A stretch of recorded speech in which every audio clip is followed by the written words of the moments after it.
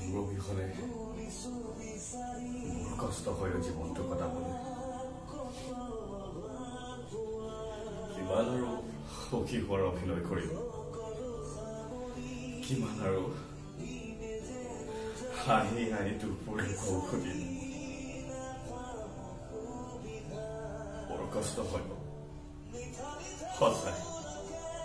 বৰ কষ্ট হয় যেতিয়া ৰাতি সময়ত সাৰ পাওঁ আৰু তোৰ মেছেজটো লৈ অপেক্ষা কৰোঁ ৰাতিপুৱালৈকে বুকুখন বৰকৈ বিষায় বৰকৈ বিষায়